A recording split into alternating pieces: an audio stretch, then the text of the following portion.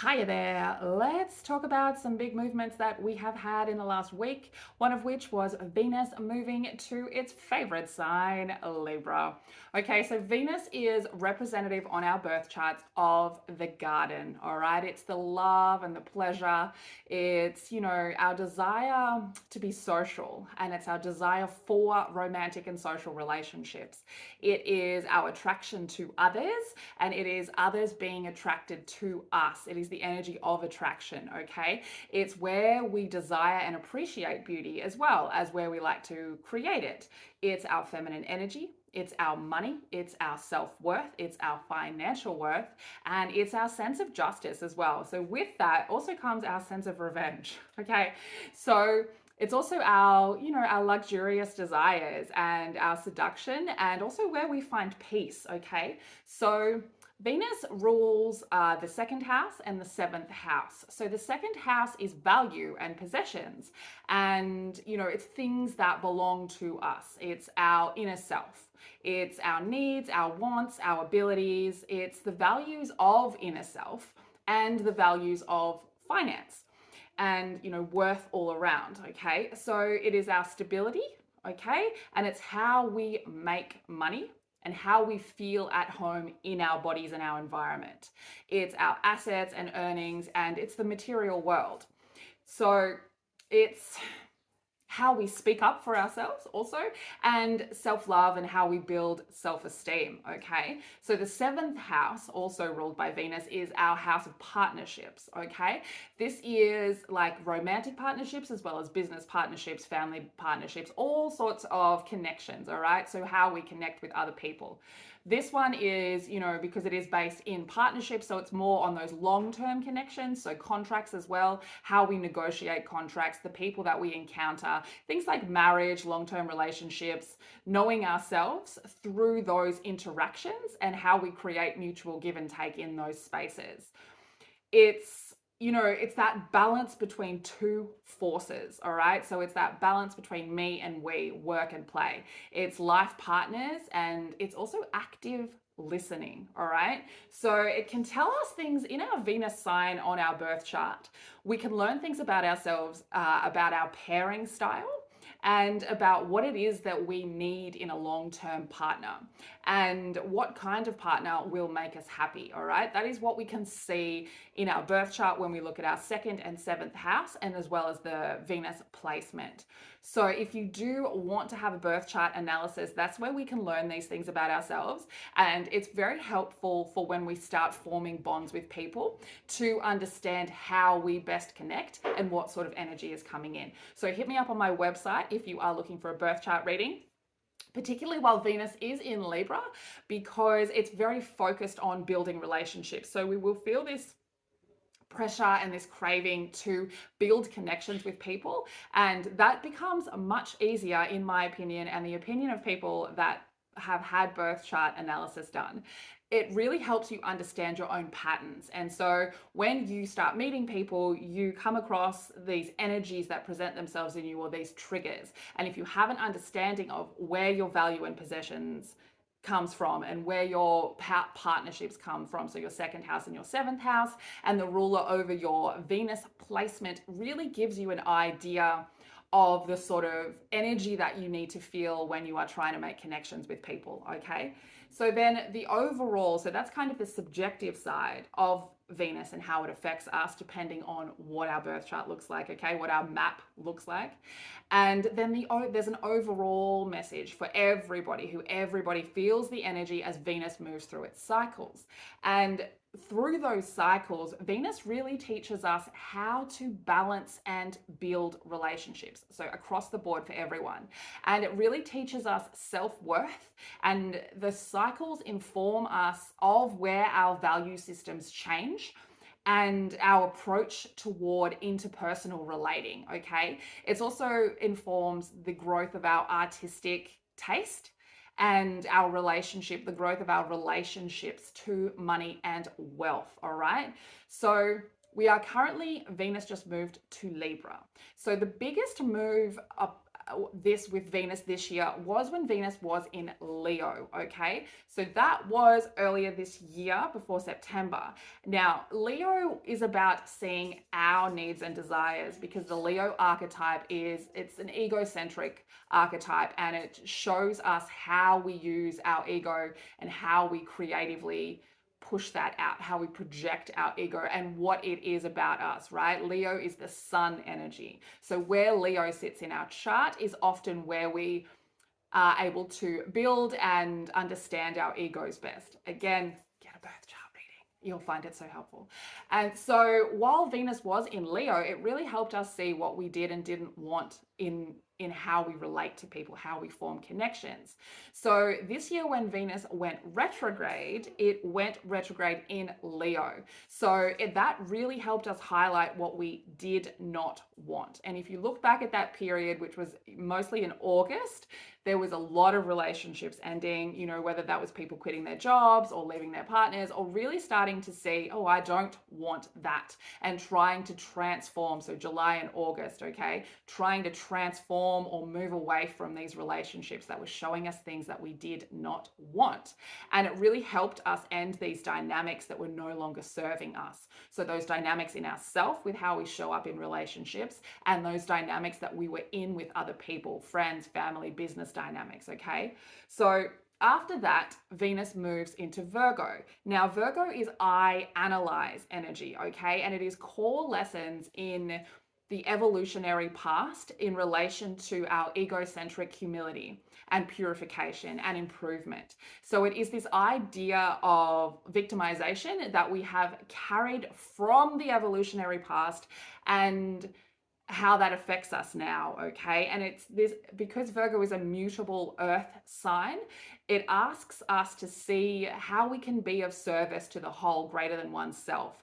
So mutable being able to adjust, so it teaches us how to adjust and be of service, and earth making it grounded, okay? So grounded, so how we can adapt and ground ourselves through giving service to others, okay? So that was Venus in Virgo.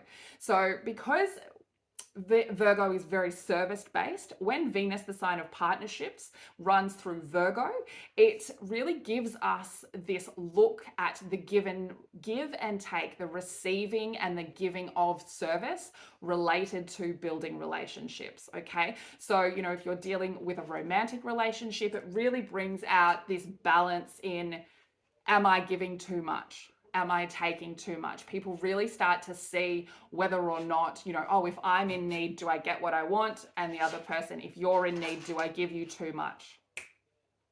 And so it did definitely, because I saw it in a number of people, okay? It does make us very judgmental, very critical, okay? That is kind of one of the darker sides of Virgo, is it can get very critical in nature and of self, and then the projection of that makes us very critical and judgmental of other people. So particularly with that Venus energy being a little bit vengeful, okay? A little bit of our idea of revenge, there is that energy that can kind of turn into that place of being judgmental of everything, being overly critical, overly nitpicky about stuff, okay?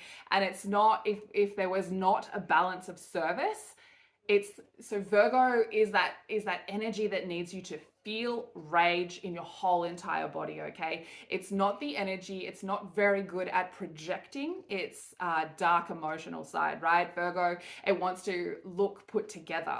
So any feelings of rage or, the complete destruction of your happiness, those are feelings that Virgo energy is not very good at pushing out. So while Venus is in Virgo, we get very self-critical and very judgmental, and we are not very good at communicating that.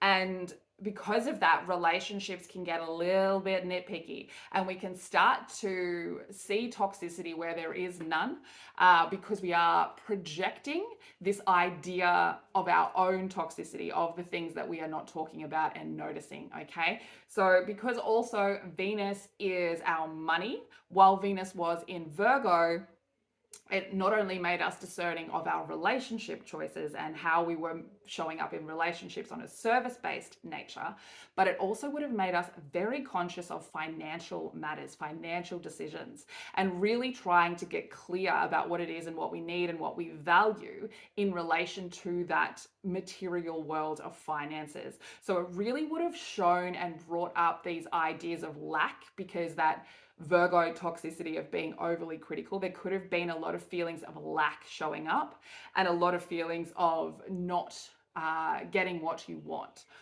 So then, thankfully, after that, we get Venus moving into Libra, the sign of balance. Okay, so we've looked at how we show up, Leo, and then we have this idea of service, Virgo. And so now Venus in Libra asks us to get familiar with harmony and to look at these imbalances in our lives and relationships and really start to become clear of these things. Leo, what we do and don't want, and Virgo, what the balance of service needs to look like, okay? And so just remembering that when we are talking about service, it's like Virgo is a healing sign. So it's not always about material service. It's about understanding what the other person needs and what you need and what service looks like to you. So for some people in relationships, service could simply be the house chores. You know, I'm doing more than you're doing.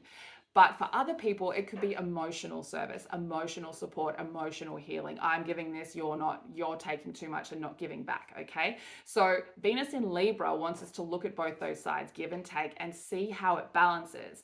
And now that we are Venus in Libra, we'll be able to start forming this idea of where we need balance, okay? And Venus in Libra, it reminds us of the value of connection, and it reminds us of the value of collaboration and sharing. So if you've been in hermit mode, which Virgo energy can be in hermit mode, it can, and so if we have been in hermit mode, this Venus in Libra wants us to remember that we cannot be lone wolves all the time, okay? And it wants us to remember that is the quality of our relationships that matters, and how that quality greatly impacts the quality of our lives. Humans need interaction with other humans as much as we want to hermit all the time, raising my hand here, but it is the focus on the quality of the relationships that we are building that makes us want to come out and relate to people, okay? So Venus here really helps us see that, as well as helps us recognize the value of impractical beauty and beauty for beauty's sake. So instead of realizing, you know, society sees these things as beautiful, these types of relationship balances, how that is seen, it really makes us note for ourselves what beauty is, what we find beautiful, and just not having any reasons behind the beauty, okay? Just being like, that's beautiful. This moment in my relationship is beautiful. This moment with my friend was beautiful, okay? So while Venus is in Libra, it's going to make a couple of aspects that will be, I guess, the most powerful, okay? So we have got Chiron around quite a bit this month, so do follow my astro weather, because I will go over these again as they come up with the weekly astro weather. So you can just, it is a whole week's worth, but you can just jump into the chapter of the day that you're after, okay? I just had, you know, I was doing it daily, but I find doing it weekly, people can sort of plan their week. You know, you can listen to it on a Sunday night and you can write out what days not to have business meetings, okay? So make sure you subscribe so that you can get those updates as you're going through your week, okay? Especially because when we are dealing with things like Venus and Chiron, those will really bring up some wound triggers. And so it's to be aware of when your relationship wounds are being triggered can make it a lot easier to have difficult conversations with our partners, with our boss, with our family, all right? So do make sure you jump over and watch those ones as well. So there will be an opposition with Venus in Libra and Chiron. Now that's going to be on the 22nd of November.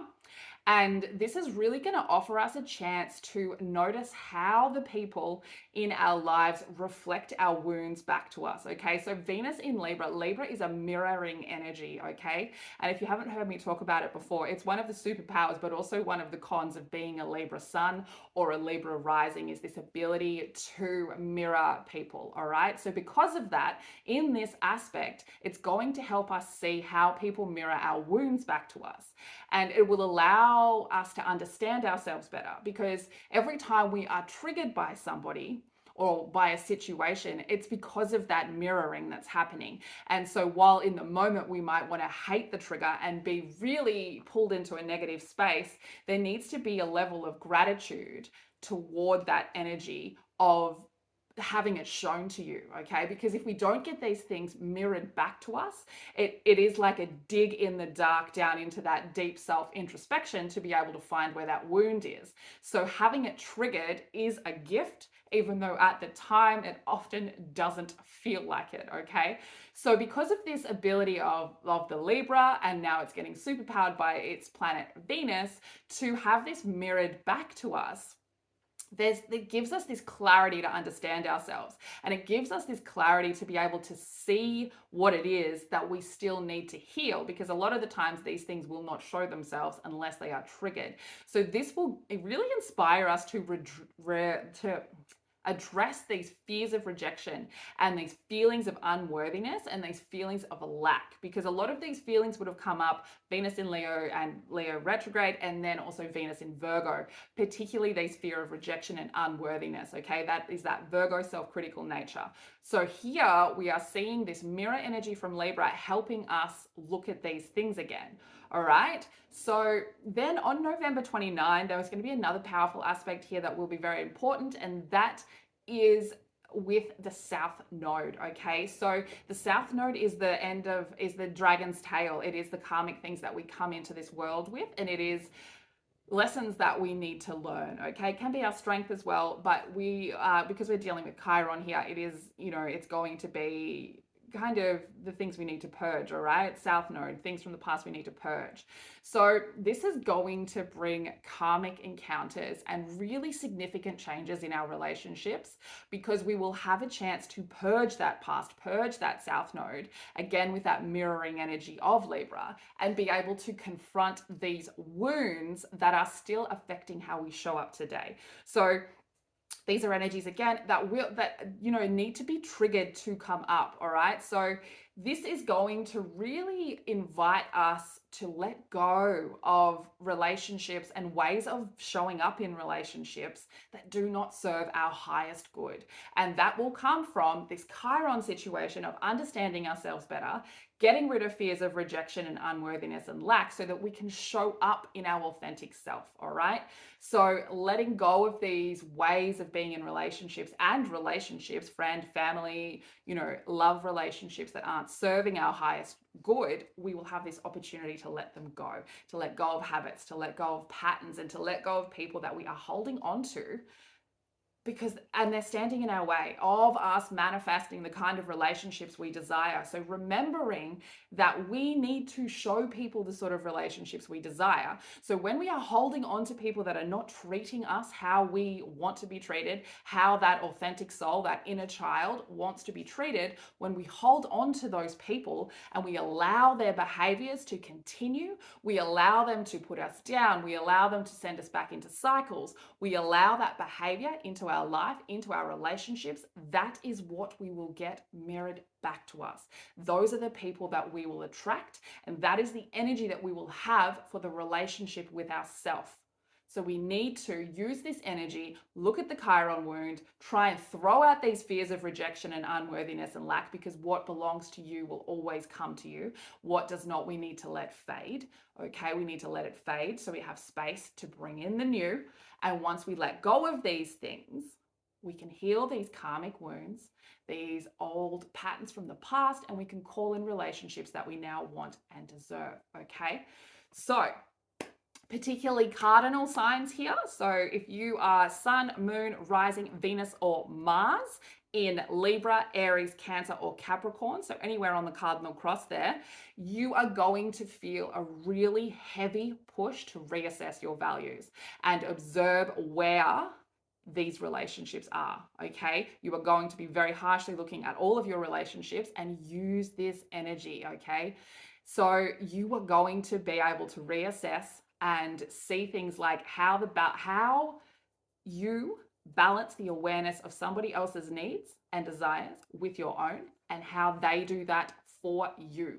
So depending on what houses Venus and Libra are in your birth chart will depend on how it shows up. So again, if you want some advice on this, I offer a couple of different birth chart readings, a full birth chart analysis, and also a smaller one for just what's going on with the current movements, which will be Venus in Libra, Sagittarius in Mercury, and Saturn going direct. I can just look at those three things on your chart and give you a small reading for that. So check out my website. It's got all of the details on there. So enjoy this Venus in Libra time, because as much as we're going to be looking at these fear of rejection and unworthiness and lack, Venus in Libra is a really nice, loving, pleasurable energy. And if we lean into it, we can really start being able to build the sort of relationships that inspire us, that make us better people, and that will help us move towards what we desire and how to manifest those sorts of things for our relationship with self, for our relationship with money and worth, and for our relationship with others. Okay, so make sure you check out my Scorpio new moon video if you haven't yet. We are still somewhat in that energy, which was a huge shift. I will be popping one up about Mercury moving to Sagittarius as we start getting into this fire tongue season. And make sure you subscribe so that you can keep up to date on the astro weather for your own sanity. I don't know how anyone exists without it, to be honest. And until you see my face again, as always, stay weird.